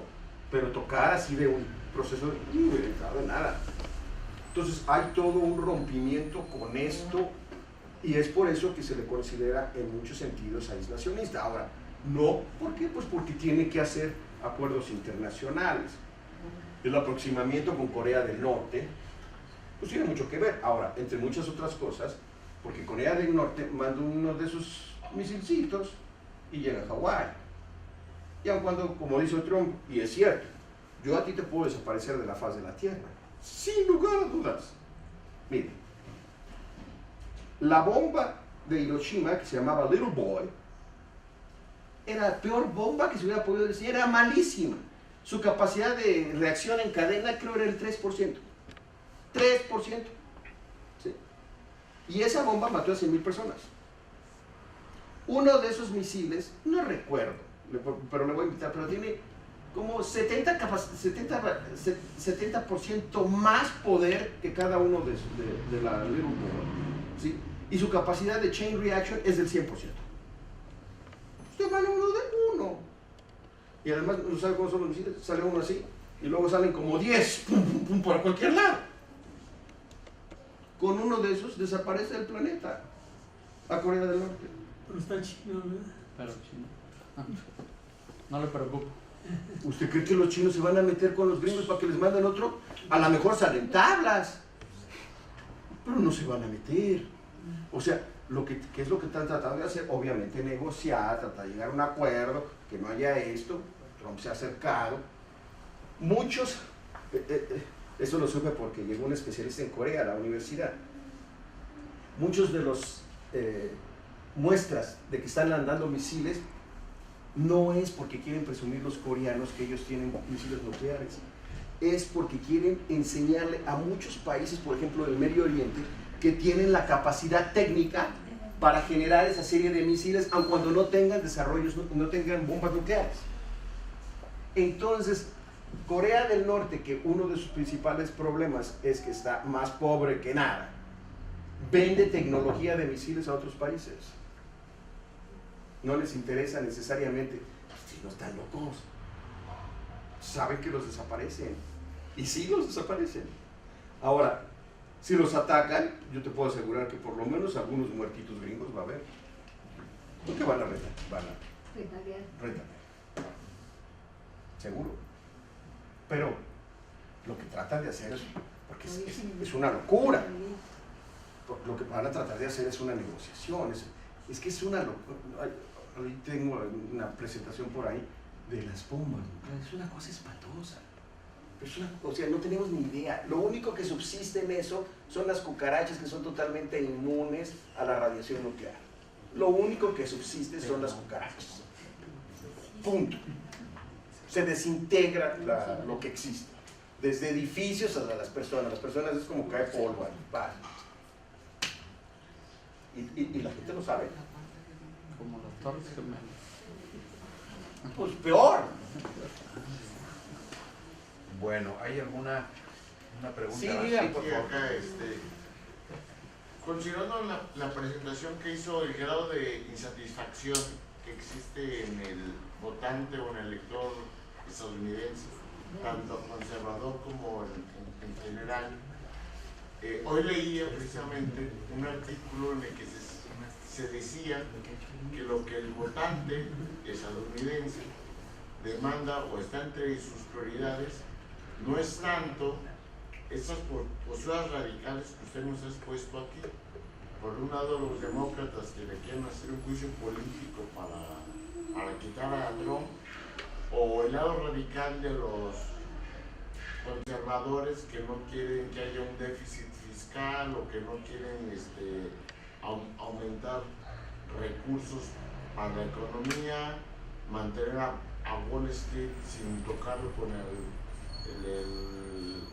la rosa o el pétalo de una rosa, sino que le interesa al votante estadounidense es la creación de infraestructura y el desarrollo económico que tiene Estados Unidos estancado desde la década de los 60, desde que Estados Unidos invadió a Vietnam. Entonces esa es la agenda prioritaria, y que esta parte que nos ha venido aquí explicando usted realmente no está en la agenda de los estadounidenses. ¿Qué opinión me podría dar de esto? Bueno, yo creo que si tú ves cómo está Estados Unidos, y ayer lo comentábamos, está totalmente polarizado. Está polarizado desde aspectos económicos hasta culturales. ¿Sí? Ahora, que hay ciertas coincidencias en ciertos sectores de la población de lo que se requiere son cosas como la infraestructura, sí. Sí. Una de las primeras cosas que declaró Nancy Pelosi cuando ganaron la Cámara ahora los demócratas, dijo que ella estaría dispuesta a negociar con los republicanos en aspectos como el desarrollo de la infraestructura. Sí. Ahora, eso es una cosa. La otra cosa es que moviliza el electorado para una votación. Si todo el electorado norteamericano le dice, no, es que va a tener mejores avenidas en su casa, o es que estos desgraciados inmigrantes van a llegar y le van a quitar el empleo, que van a hacer caso a lo segundo y no a lo primero. Digo, más prueba no hay. Eso es una... Trump lo que ha hecho es lo que se conoce como la política del miedo. Hay libros escritos sobre la política del miedo, y si no, lee el libro de Hannah Arendt, ¿no?, sobre el totalitarismo. Tiene toda una sección sobre la política del miedo. Y si te metes a otros estudios que tienen que ver, por ejemplo, con el hitlerianismo, como se diga, como Erich Fromm, ¿no?, Miedo a la libertad, o la tentación totalitaria de Adorno, ¿no? Entonces, ahí te hablan sobre la política del miedo. Trump lo ha hecho muy bien, y te genera una serie de miedos que tienen una base real. O sea, sí existe un 40% de la población que está pobre, que está pauperizada. Yo estuve 20 días en Finlandia, en Escandinavia, el año pasado, no encontré un pobre. Yo no encontré uno, no hay. No hay. Yo camino por las calles de Estados Unidos, de cualquier ciudad donde yo vaya, y hay pobres. Existen esos, claro, no son paupérrimos en el sentido de como de los que se están muriendo de hambre en África, no estamos a esos niveles. Solo que son las personas, tiene un término que se me acaba de escapar de la mente, pero son las personas que cuando se levantan no saben si van a tener para comer. Ese es el término que usa. Entonces tú puedes tener un McDonald's en la mañana, pero no sabes si vas a cenar. O cuando te levantas no sabes si vas a comer ese día. Hay, si no mal recuerdo, es 20% de la población. ¿Existen esos? Sí. ¿Esos los puedes movilizar? Sí. ¿Les puedes generar políticas del miedo? Claro. ¿Hay razones para que estén temerosos? Por supuesto. ¿Les interesa la infraestructura? Pues no. Dame de comer, hermano, dame una casa, que mi hijo viva en un barrio seguro. Lo que le interesa a cada uno de los padres. A mí lo primero que me interesa es que mi hijo no esté cerca de las drogas. A mí lo primero que me interesa es que mi hijo vaya a una buena escuela. Es que mi hijo tenga que comer. Es que mi hijo viva sano. Eso le interesa a todos los padres del planeta. No hay raza, ni etnia, ni nada. Ni nacionalidad. Es lo mismo. Entonces, sí, hay coincidencias, hay eso, pero yo no creo que esa sea la parte que genere el voto. El voto se genera por respaldo a ciertas políticas públicas que no necesariamente tienen que pasar por ser las prioritarias. ¿Tú crees que a Trump considera que los Estados Unidos, su prioridad son los inmigrantes centroamericanos que van a llegar a la frontera? La prueba es que no volvió a hablar de ellos después de la elección. Bueno, hasta ahora que me viene, no sé qué haya dicho en los últimos 3 días. ¿Sí? La economía norteamericana está pujante. Cuando le dijeron miles de periodistas, oye, ¿por qué no habla de la economía? Eso es muy bueno para los Estados Unidos. Dijo, porque eso es muy aburrido. Hablemos de los inmigrantes. Trump, es cierto, el tema de los inmigrantes existía y siempre existió y es importante y todos los demás lo siguen.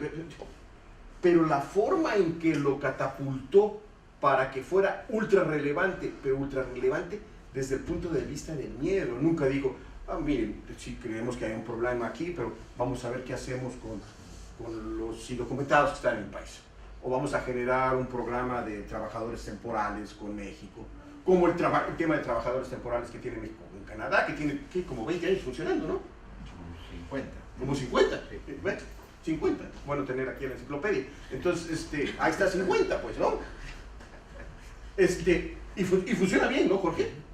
Funciona muy bien, pues es un programa chico, pues, pero funciona Pero, muy bien. pero digamos, nunca habló de eso.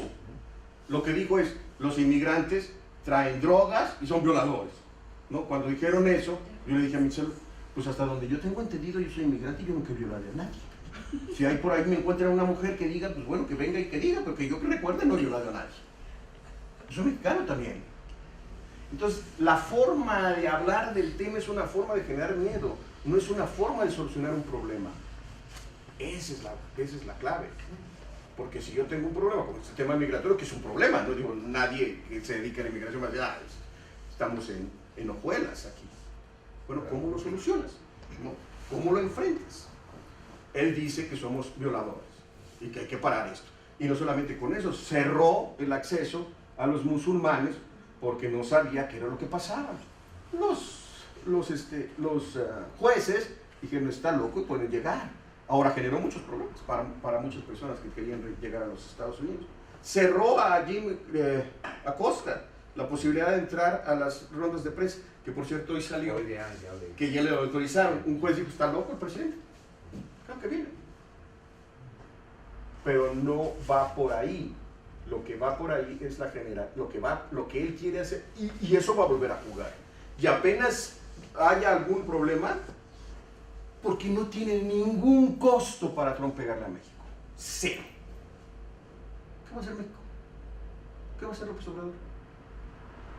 ¿Va a cerrar la frontera y no deja pasar a todos y los lleva en caravanas, les pone carros para que lleguen a la frontera? ¿Qué va a hacer? Y la prueba es que el peor de los males para Trump es la mala salvatrucha en Estados Unidos. ¿Cómo es posible que no puedan solucionar el problema de una pandilla? Que sí, hay pandillas, pero eso no, lo que interesa es general. Pero bueno, yo creo que ya estamos... Yo quería preguntar desde mi ingenuidad, ¿cuál cree usted que es el efecto de esta figura como Trump sobre esta ola de gobiernos conservadores en América Latina que están fundadas sobre el racismo? Te lo puedo decir por Chile, el extranjero es el que las mismas palabras, que está fundada sobre un nacionalismo, basta ver Bolsonaro, digamos, que es la peor expresión. ¿Qué rol está jugando esta figura completamente sin valores, por así decirlo, de Trump, basado en el dinero, en América Latina? Fíjense que no es ninguna pregunta ingenua, y además en el libro que va a salir yo le dedico una parte importante, porque hay una introducción académica y una conclusión acá. La forma en que las personas de otros países, el libro tiene 12 capítulos, entre ellos Lucho Mayra escribe el de Chile, hay uno de Chile, pero hay Chile, Perú, Brasil, y yo hago el de México, eso es América Latina.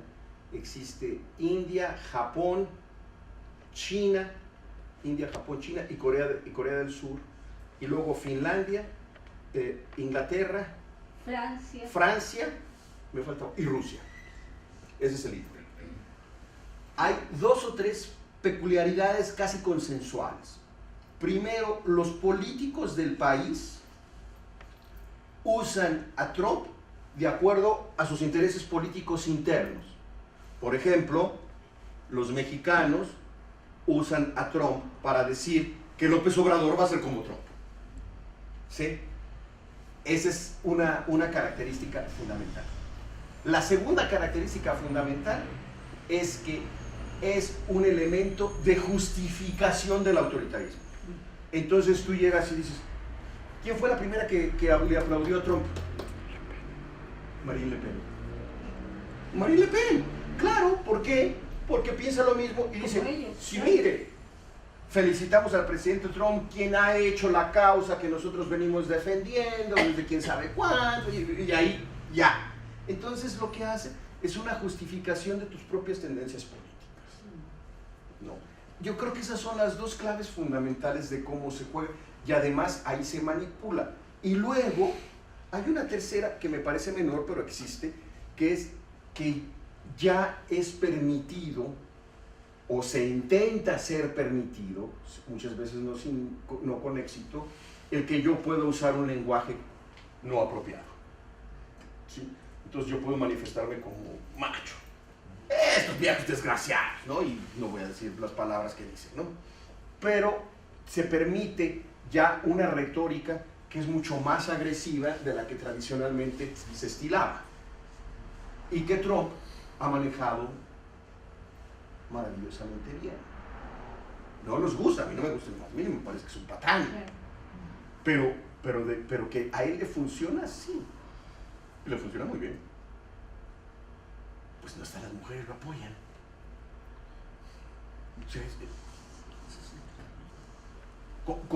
¿Cómo te explicas eso?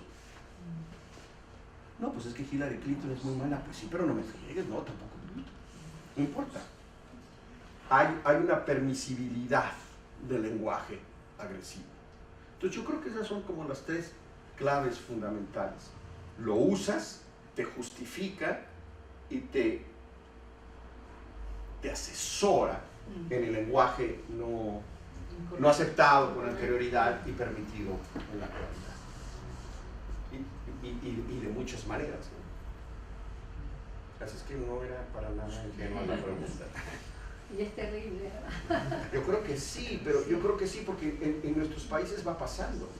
Y puede pasar, no necesariamente el lenguaje. Hubo todo un escándalo cuando López Obrador le dijo a una reportera, sí, mi cariñito, mi corazoncito, no sé qué. Las mujeres salieron por el otro lado molestas. ¿Verdad? Sí, sí. Y no, al contrario, yo creo que eso, pues yo no soy mujer, yo prefiero que a mí me diga mi corazoncito a que me diga que le voy a agarrar los senos. Claro, ¿No? Digo, eso no justifica ni una ni otra, pero pues, a nivel de grado Hay límites. hay límites, ¿no? O que diga lo que él hace. Tiene, si mal recuerdo, tiene 18 cargos sobre abusado, estaba buscando una palabra, sí. A mujeres, 18 cargos. De acoso. Si yo tengo uno, que puede ser falso, y esto lo sé porque pasó en mi universidad, uno que puede llegar a ser falso, de una alumna que me acuse que yo intenté o le hice una proposición de cosa con uno, la universidad me suspende y se inicia la investigación. Después puedo salir exento y entonces no me pasa nada.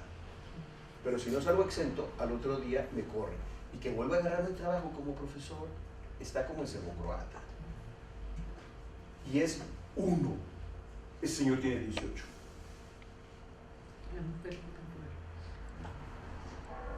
Las dos personas que lo declararon públicamente, la Stormy Daniels, que es una actriz pornográfica, y luego una modelo de Playboy, ¿sí?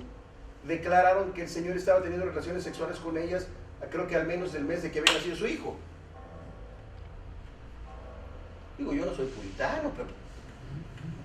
Un poquito de respeto. No, digo, pues por lo menos la cuarentena hubiera costado. Bueno, pues un aplauso, por favor.